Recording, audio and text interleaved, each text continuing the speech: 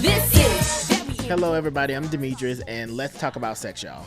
So I'm here today with Shayla and Carla, and we kind of want to take a different approach to how we've done the first few podcasts. Actually, it's not a different approach. This is how the podcast is going to go. So today, specifically, So today, we're going to specifically talk about evidence-based interventions. So for those who don't know, I'll give like a brief overview of what evidence-based interventions are. So evidence-based interventions are practices or programs that have evidence to show that they're effective at producing results and improving outcomes when implemented. Now, specifically towards the work that we do, a lot of the evidence-based interventions, or EBIs as we would call them, capital E, capital B, capital I, are pretty much geared towards decreasing risky behavior and increasing safer sex practices. What does that look like? Depends on what kind of person you are. That can be PrEP, that can be condom use, that can, would we say withdrawal is safer sex? Probably not. But it's about harm reduction, so. Exactly. So, a lot of people, they don't really know what harms them, but safer sex, whether that be through medications, whether that be through traditional forms of using condoms, just safer practices as it relates to how you engage in sex and whatever sex may look like for you. And we got to make sure that people know how to actually put on a condom, but I digress. Yeah, that's a thing. I know how to take PrEP. Okay. So there's that. So, if you know how to do a lot of different things, pretty much just speaking towards safer sex. So back towards evidence-based interventions. So like I said, a lot of what we deal with has to do with HIV prevention. And a lot of these things, people have various different experiences with EBIs. I know for me, I don't have much experience with them. I don't think I've actively participated in one, but I did serve as a health educator for an evidence-based intervention around building responsible teens during my master's program, BART. So I was one of the educators for that. So it was very interesting to kind of learn and see how specific these programs are and how specifically you have to, or precise you have to be in terms of delivering them, because the evidence of them being proven to produce results is rooted in following them directly. Have you ever gotten a condom from the health department? I have not. I've worked at the health department and I've given people condoms, but I haven't gotten a condom from the health department. Okay. Do you take PrEP? I do. That's an EBI. So you have participated in the EBI. What? Y'all, I'm doing science. Okay. Wow. I never even thought of it that way. I guess there are a lot of evidence-based interventions that are actively happening that you don't necessarily have to enroll in per se. Is that what you're saying? Yeah. But you consented to PrEP, right? I definitely consented to that. All right. I consented to the copay too. Oh. We're going to talk more about that in the next couple of episodes as well. So moving it a little forward, specifically today, what we're going to focus on, the first evidence-based intervention that we're going to focus on is PCC, which stands for Cognitive counseling. Yeah, and Shayla's going to pretty much dive into that for us. So go ahead. Alrighty. So really quick, PCC is a single session counseling intervention that is designed to reduce high-risk behaviors among MSM who are repeat testers for HIV. And just in case we may have someone who may be listening who doesn't know what these acronyms mean, MSM means men who have sex with men. So the PCC intervention is actually the work of a cognitive psychologist, Ron Gold. And basically, they hypothesize that the decision to engage in high-risk sex happens when a person rationalizes the potential risk by minimizing the known risk. That was a mouthful. It was a lot. It was a lot. I'm gonna try to bring it down a little bit. So, PCC is as I mentioned previously, is for the MSM population who are HIV negative, and they've had at least one HIV test before, and also report to be engaging in unprotected anal intercourse, which is an acronym I did not know until I read up on PCC, UAI. Did y'all know that acronym? It stands for what? Unprotected anal intercourse. The more you know. The more you know. So, men who report that UAI in the past 12 months with a partner of unknown HIV status or a partner who is HIV positive, these are the target population for this intervention. And of course, this intervention is for men 18 years or older of any race or ethnicity. 18 to, so there's no maximum age limit? There's no maximum age limit. Y'all hear that? Anybody can be a part of PCC. So when we're talking about PCC, it's usually delivered in the context of an HIV counseling session, which should take around 30 to 50 minutes. Typically, this is done in a community HIV testing site, and the process of PCC is also aided by a questionnaire that kind of lists a grouping of self-justifications that the men use to rationalize risky behavior. So in all, it's a 5-step process. And throughout this process, the client is assisted to recall a memorable episode when they may have participated in protected anal intercourse. They also complete the PCC questionnaire with a specific incident in mind.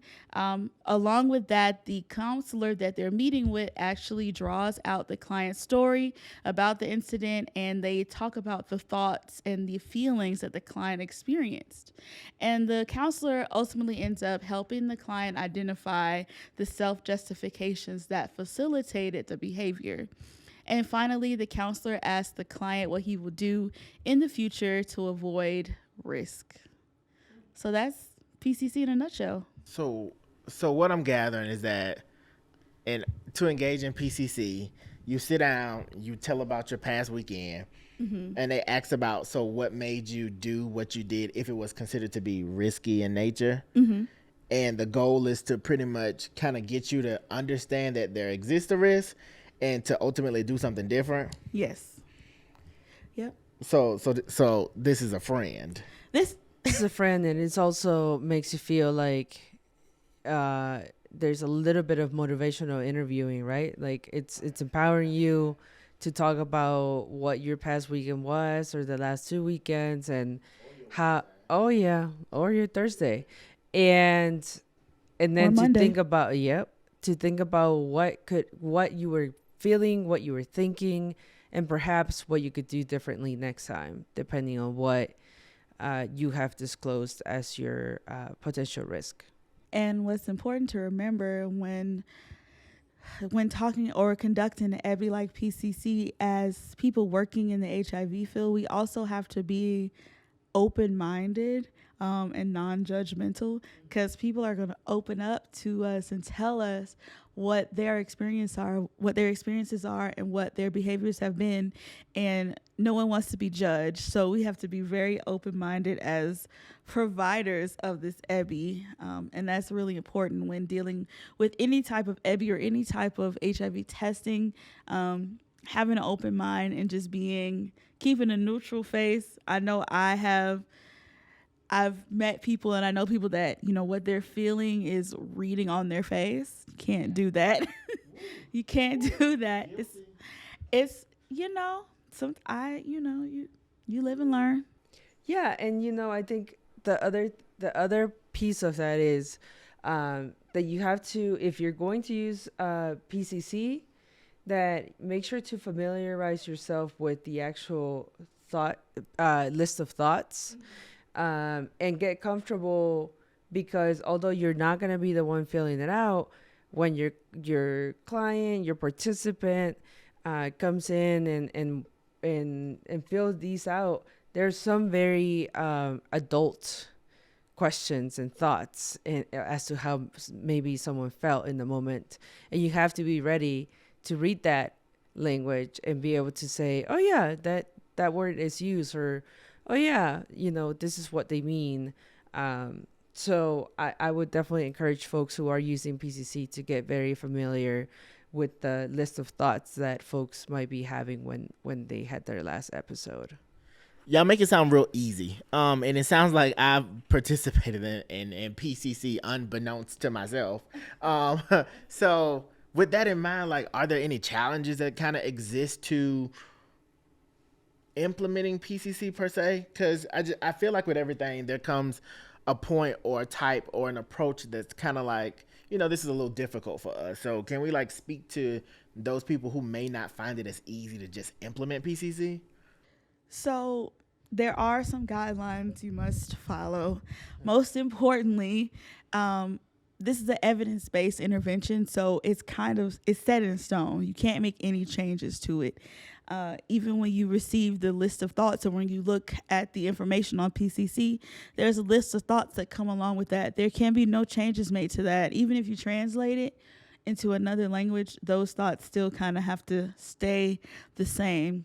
Another, I guess, note I would give for someone who might be, conducting this intervention, as Carla mentioned before, the tenets of motivational interviewing are important for an intervention like this, because the ability to ask open-ended questions and kind of engage the client to tell more information is important for this type of intervention. It's all about the conversation. That's the important part about this intervention, is that it's a conversation-based. Yeah. Abby, yeah. I think one of the challenges can also be that this is a one-time session, and that although providers can do it more than once, that it's a little bit difficult perhaps to build that rapport immediately and have someone answer some of these or check off some of these thoughts that they may have had last time they had a condomless anal sex. And so that I think that could be a challenge as well. Okay, so to clarify on that, so when it comes to PCC, Shayla did touch on this earlier. So you can only do it one time. So once I sit down and I go through this with a health educator, and I kind of make the connections or make the changes in how I view certain acts, it's kind of my job to continue doing so. And they've kind of just laid the groundwork for me. I would like to say that I believe PCC, the purpose of it is to kind of change a person's thinking. So, yes, to your question, I think after you have participated in the intervention, the next time you are in the process or, beginning to do the same behaviors, you're going to think about that conversation like, oh, I talked about this and I said the next time I'm going to take these steps instead of these steps. And I think that is the whole idea. Folks might start to think about, ooh, I saw this thought on the checklist. So, how should I approach it this time? Even though I checked it off last time or the one time that I talked about PCC, right? That kind of, leads to how this became a evidence-based intervention. There was actually 2 studies conducted in San Francisco. And what was found after the study was that the PCC intervention significantly reduced the number of UAI episodes. And so it shows that it's an effective intervention. It shows that it did change the thinking and change the behaviors as well. Okay. I'm really focusing now on like these challenges. So from what I've heard y'all say, is one of the challenges could be is that it's more of a one and done, and there's a hope that you kind of stick to this way of navigating through that. We also talked about, what was the second thing we talked about? The reasoning behind it, the challenges. So what about language? Is that potentially like a challenge? Because if it has to be followed like specifically, what does translation look like? I know we've had a request about that. So what exactly does the translation of the thoughts list for PCC look like if you can't change it and it has to be directly the same? So that actually segues right into what I was going to talk about, which is the tailoring of an EBI, right, of an evidence-based intervention. So when we're talking about EBIs, Some of these have been translated into other languages such as Spanish, French, Portuguese, Arabic, etc. And the challenge is that sometimes some interventions have been translated, but it's been a direct translation, and it hasn't taken into account, cultural references and just cultural traditions, backgrounds, and the language that comes with that. And so when it comes to tailoring evidence-based intervention, there are some pros, because then you're allowed to make certain adaptations depending on the EBI, and it doesn't always mean that you get to change all of the content. There tends to be like a green light adaptation or a yellow light adaptation, and then there are these like red light adaptations, meaning you cannot change this specific piece because of its core. And so when it comes to language, then you gotta make sure that you are thinking about your community. Who are you serving? And it's not about just English, Spanish, or French, or Portuguese. We're also talking about non-binary folks, trans folks who may or may not be identifying with with what society wants them to identify with, and that meaning that they may not they may not continue to identify themselves as the sex that they were born with. And so we have, again, trans and non-binary folks. And so we have to think about how would PCC, how would BART, how would all these other interventions, right, fall into the hands of folks, so that it is somewhat of a harm reduction without erasing their lived experience and erasing their own identity as it is right now. And so it's very important to think about, when we're thinking about tailoring interventions, we have to think about what populations we're serving, what populations we want to engage, what populations we want to recruit and retain, what populations are at the top of our list. And again, the pros is that then you have a broader reach. The con is that in order for this evidence-based to work, then we have to follow fidelity, and that you always can't change the big elements of it. And there's a little bit of a balancing act that happens with this, but again, making sure that we are aware of what the population we're serving, because if this intervention doesn't actually speak to that population, then maybe we don't need to use it. Then maybe we need to think about a different intervention that would bring a better outcome for those folks who we are trying to engage. So in our work, we have found a lot of organizations that need help with tailoring interventions. And it's always good to talk about, again, right, population segmentation, which is something we do, cultural responsiveness, which is also something we do, making sure that we map and chart our process so that we know where we're headed and where we're starting from, among many other things that I know the two of you are very familiar with. I was gonna say there, cultural responsiveness seems like that's the major theme, making sure that things are culturally, competent and not, ostracizing anyone. Really want to bring people in instead of pushing them away. Yeah, or even and as personalized as you can get with these types of things is also to understand that the target audience isn't a monolith itself. I know for me, specifically speaking back on my experience with EBIs, specifically around BART, it was aimed towards teenagers between the age of, I think, 14 and 17. So even in the audiences that we were attempting to reach, I guess you can consider this to be a form of tailoring. We were having a hard time recruiting people. Yeah. So we had to link ourselves to community centers because that's where kids were going after school. And we knew that they would be there for a set amount of time to where we can actually deliver the EBI compared to trying to go to people's homes on weekends.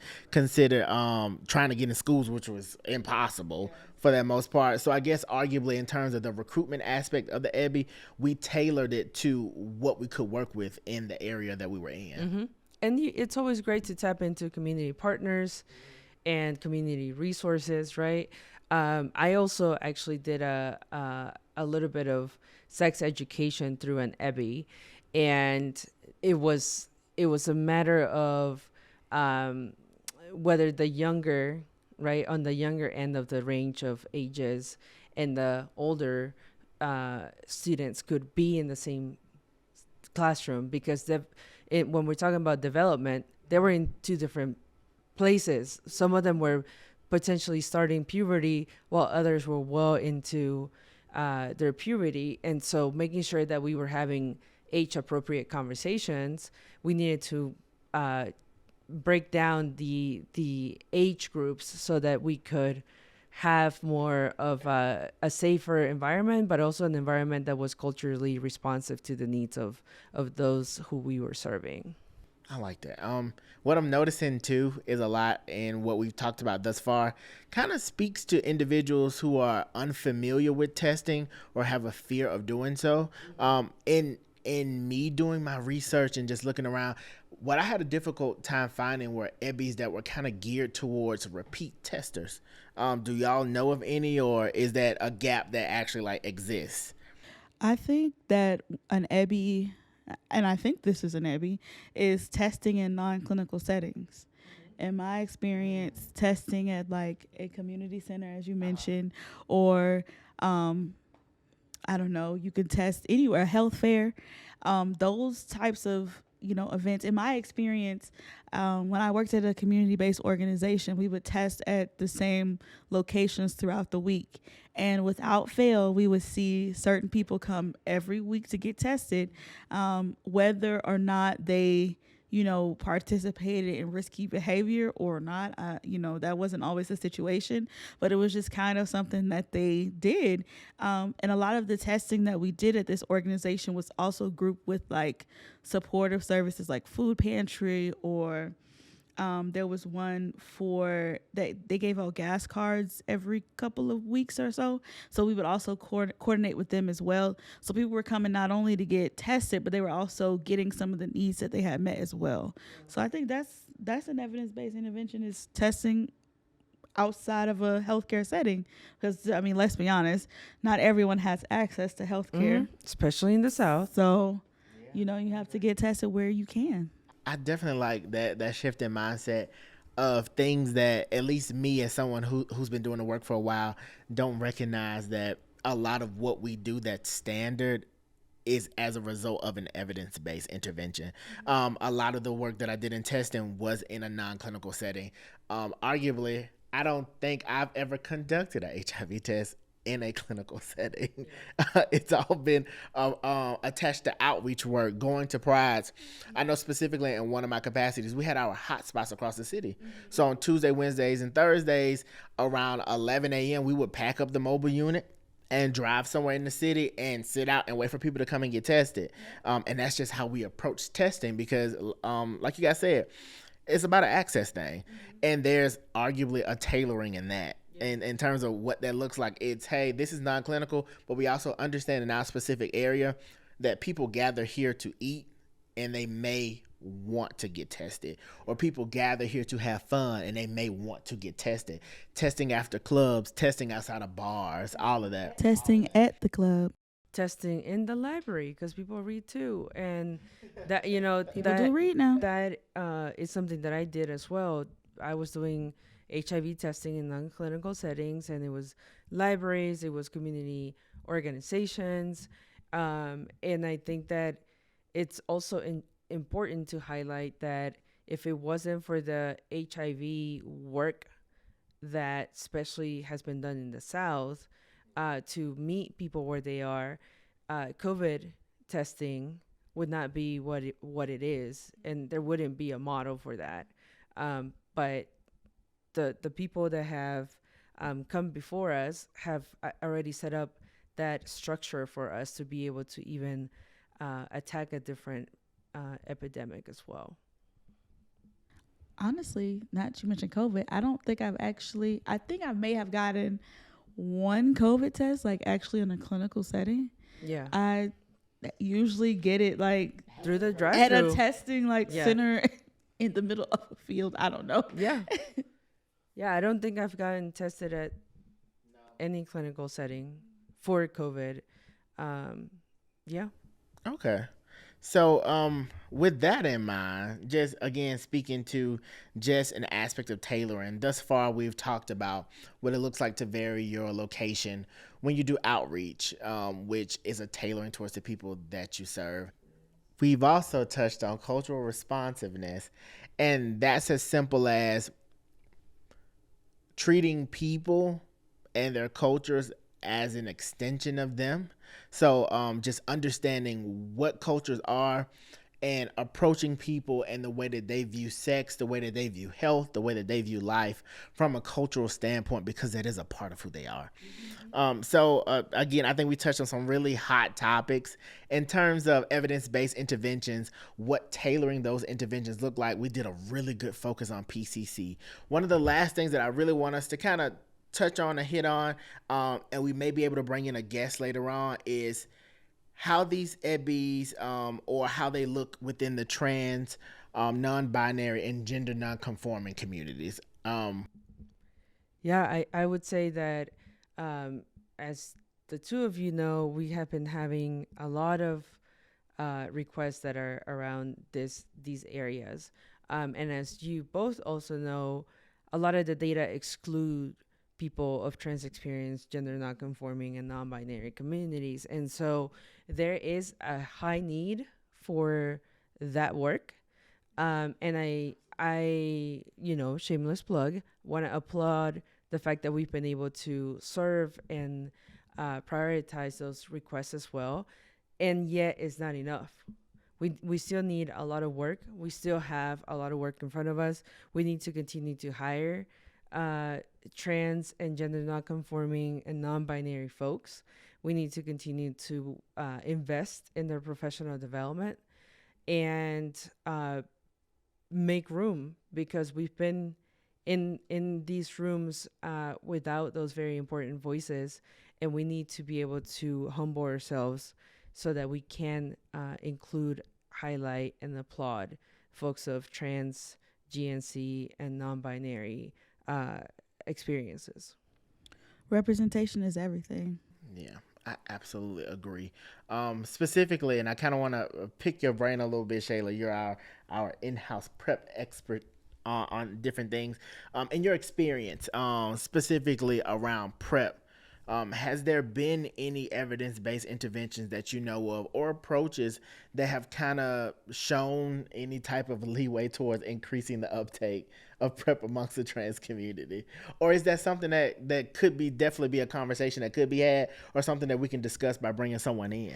I don't know off the top of my head if there are any evidence-based interventions, but what I can say about that is that's the space. There's space to work on that. There's space to really build that, because as Carla mentioned, there are major data discrepancies when it comes to the trans community. I don't even think there's like a really accurate number of trans or non-binary people that are actually taking PrEP, because there's not much knowledge on it.